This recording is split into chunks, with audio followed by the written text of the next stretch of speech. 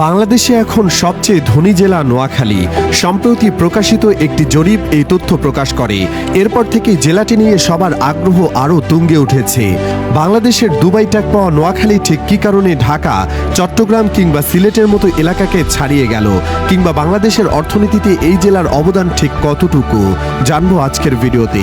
বাংলাদেশ পরিসংখ্যান bureau BBS প্রকাশিত বাংলাদেশের দারিদ্র্য বিমোচন 2022 অনুযায়ী দেশে দারিদ্র্যের হার বেড়েছে। বর্তমানে দেশের 19.2% মানুষ দারিদ্র্য সীমার নিচে বসবাস করছে। শহর অঞ্চলে এই হার 16.5% হলেও গ্রাম অঞ্চলে তা 20%-এর বেশি। 30 জানুয়ারি প্রকাশিত এই প্রতিবেদনে দেখা গেছে বিভাগীয় পর্যায়ে সবচেয়ে বেশি দারিদ্র্য বরিশাল বিভাগে, সেখানে 26.6% মানুষ দারিদ্র্য সীমার নিচে বাস করে। অন্যদিকে সবচেয়ে কম দারিদ্র্য চট্টগ্রাম বিভাগে, যেখানে এই হার 15.2%। জেলা পর্যায়ে মাদারীপুর সবচেয়ে দরিদ্র, সেখানে দারিদ্র্যের হার 54.4%।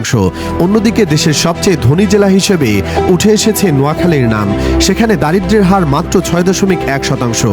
বলা হচ্ছে মূলত দুই কারণে নোয়াখালী সবচেয়ে ধনী জেলার খেতাব অর্জন করে নিয়েছে, যার মাঝে প্রথমটি হচ্ছে কৃষিখাত। নোয়াখালী আঞ্চলিক জিডিপিতে কৃষিখাতের ভূমিকা 40%-এর বেশি। এখানকার প্রায় 80% মানুষ সরাসরি কিংবা পরোক্ষভাবে কৃষির সাথে জড়িত আছেন। এর মাঝে আবার মাছ চাষ এবং মাছ সংগ্রহের সাথে জড়িত মানুষের সংখ্যা অন্য জেলার থেকে অনেক বেশি, যার কারণে নিম্নভূমি এবং নদীবিধৌত জেলা নোয়াখালী কখনোই মাছের অভাব দেখেনি। এই একই খাতের জন্য নৌকা নির্মাণ, মেরামত, মাছ ধরার সামগ্রী প্রস্তুত করা, শুটকি উৎপাদন এবং জাল তৈরির মতো কাজও ওতপ্রোতভাবে জড়িত। আর এই সব কাজে মানুষের অংশগ্রহণ চোখে পড়ার মতো।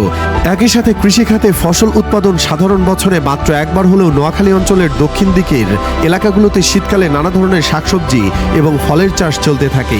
পাশাপাশি দ্বীপ এবং চরাঞ্চলগুলোতে গরু, মহিষ, ভেড়ার মতো গবাদি পশু পালনকেও এড়িয়ে চলা অসম্ভব, যা অনেক মানুষের জীবিকা নির্বাহের প্রধান উৎস। এরপরই আসে রেমিটেন্সের কথা। বাংলাদেশের মতো উন্নয়নশীল দেশে রেমিটেন্স জাদুর কাঠির থেকে কম কিছু নয়। এদিকে বিদেশে যাওয়া মানেই বিশাল অঙ্কের অর্থ খরচ করা, আর এই ব্যাপারে নোয়াখালীর মানুষের জুড়ি মেলা ভার। তারা যেভাবে অর্থ জোগাড় করে নিজেদের স্বাবলম্বী করতে বিদেশের পথে এগিয়ে যেতে পারেন, তা অন্য জেলার মানুষের মাঝে দেখা যায় না। যার কারণে বর্তমানে প্রতি মাসে বিদেশ থেকে যে পরিমাণ রেমিটেন্স আসে, তার বড় অংশ নোয়াখালী থেকে আসছে।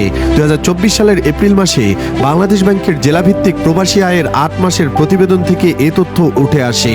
সেবার শুধু নোয়াখালী থেকেই $46 কোটি রেমিটেন্স পেয়েছিল বাংলাদেশ, যা সবাইকে অবাক করে দিয়েছিল। স্থানীয়দের মতে নোয়াখালী নিয়ে যারা ট্রল করতে ব্যস্ত থাকেন, তারা কেউই এই জেলার মানুষ এবং ইতিহাস সম্পর্কে অবগত নন। এই অঞ্চলের মানুষ খুবই চালাক চতুর, সামাজিক, সফল, প্রতিবাদী এবং অতিথি পরায়ণ।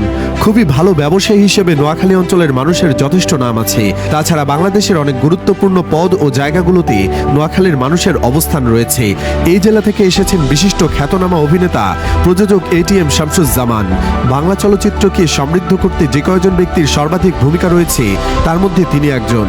তিনি 1000-এর বেশি বাংলা চলচ্চিত্রে অভিনয় করেছেন। তার অনবদ্য অভিনয় প্রত্যেকটি প্রজন্মকে এখনও আকৃষ্ট করে। আরও আছেন খ্যাতনামা প্রকাশক এবং বাংলা একাডেমি কর্তৃক অনুষ্ঠিত অমর 21 বইমেলার উদ্যোক্তা চিত্তরঞ্জন সাহা, বিশিষ্ট সাহিত্যিক ও শহীদ বুদ্ধিজীবী মুনীর চৌধুরীও। প্রসঙ্গত, উপজেলার সংখ্যা অনুসারে নোয়াখালী বাংলাদেশের একটি এ শ্রেণীভুক্ত জেলা।